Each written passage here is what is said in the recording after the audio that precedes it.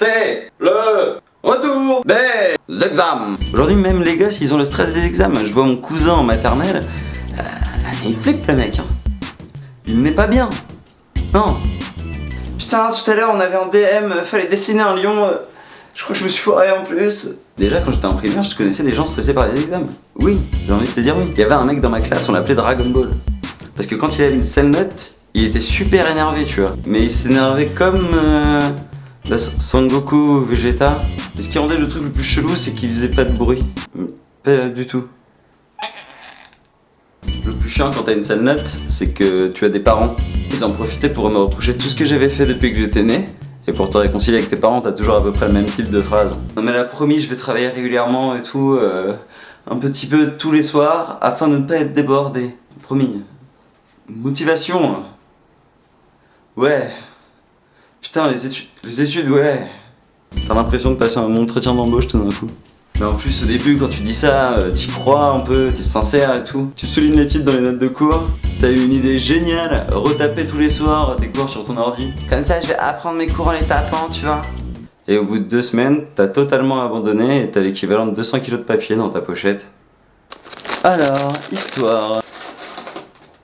Mais le bac, c'est vraiment le premier examen pour lequel tu stresses à mort. C'est un peu rite de passage à l'âge adulte moderne, quoi. Voilà. Ça fait depuis la 6ème qu'on en parle de ce truc, tu stresses trop. T'as l'impression que si tu l'as pas, tu vas forcément finir clochard toxicomane. Moi, j'étais prêt à tout pour choper les points. J'ai même voulu m'entraîner pour l'épreuve de PS.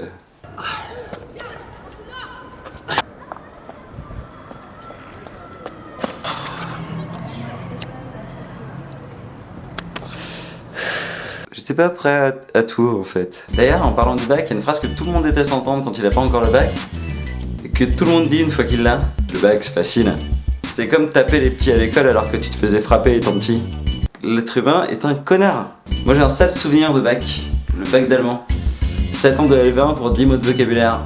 Ich heiße Hugo, ich wohne in Paris, ich mag der Kartoffelsalade und. Et quand tu galères dans un examen comme ça, t'as un réflexe, c'est de lever la tête et de chercher la consolation de voir des mecs qui galèrent comme toi. À ce moment-là, moi comme par hasard, toute la salle avait un master d'allemand quoi. Tu es le seul à rater ta vie. Même après le bac, encore du stress. Choisis maintenant ce que tu veux faire jusqu'à ta mort. Alors quand t'as le bac et que t'as aucune idée de ce que tu veux faire de ta vie, bah t'as le choix hein. Tu peux prendre lettres modernes, psycho, philo. Bon, moi j'avais choisi lettres modernes. Il y a beaucoup de filles en lettres modernes. Et j'ai remarqué qu'elles avaient un rapport bizarre aux examens. Pour la plupart, les meufs elles déchirent aux examens. Et pourtant ça les stresse à mort. Il y a des meufs elles peuvent se taper 18,75 de moyenne depuis la primaire.